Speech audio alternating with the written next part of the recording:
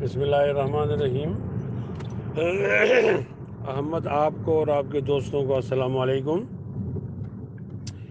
ये समा टीवी पर एक टॉक शो के दौरान जब मुझसे पूछा गया कि मौलाना फजलुर रहमान साहब नेब को क्यों पेश नहीं होते, तो मैंने उनको जवाब दिया कि हमें नेब पर एतराज़ है कि वो जानिबदार है, गैर जानिबदार नहीं है। ताकतवर लोगों को नहीं पकड़ता और कमज़ोर लोगों को पकड़ता है, वर्दी वालों को नहीं पकड़ता और बगैर वर्दी वालों को पकड़ता है। तो अगर वो गैर जानिबदारी साबित करें तो हम ताउन करेंगे। तो मैंने तजवीज़ के तौर पर कहा कि चलो इस तरह देख लेते हैं कि मैं मौलाना फजल रहमान साहब को गिरफ़्तार करवाता हूँ, उसमें आपके साथ ताउन करता हूँ। आप उनसे पहले जनरल आसिम सलीम बाजवा को गिरफ़्तार करें, जिसके बारे में हमारी राय ये है कि उसको ओहदे से भी हटाओ, गिरफ़्तार भी करो और उसका दायां हाथ भी काटो।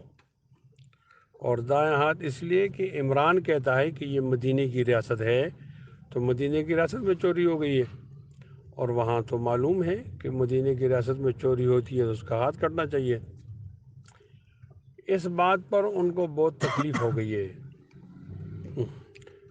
और मैं ये समझता हूँ कि मुझ पर दबाव डाला जा रहा है कि मैं मौलाना फजल रहमान को छोड़ दूँ। तो मैं मौलाना फजल रहमान को अगर छोड़ दूँ तो हो सकता है मुझे कोई अच्छा सा ओहदा मिल जाए, और अगर मैं मौलाना फजल रहमान साहब को न छोड़ूँ तो फिर मुझे बगावत का मुकदमे का सामना करना पड़ेगा। लेकिन मेरी राय में हमें मुकदमात का सामना करना चाहिए, लेकिन मौलाना साहब से वफ़ादारी तब्दील नहीं करनी चाहिए। तो ये सूरत हाल है। मैं वाहिद खुशकिस्मत आदमी हूँ कि पूरी हुकूमत मेरे मुकाबले में आ गई है, और इमरान खान की सदारत में वफाकी काबीना ने तय किया है कि आप इस पर मुकदमा करो, और शेख रशीद साहब की ज़िम्मेदारी लगाई है।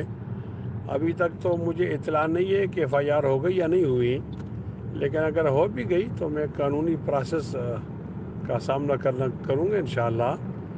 अपने बात से पीछे नहीं हटूँगा, डट कर मुकाबला करूँगा। आप हजरात अपने हलके में जहाँ जहाँ तक आपकी आवाज़ पहुँच सकती है, उस हलके में मेरे लिए इस्तिकामत और हिफाजत की दुआ करें।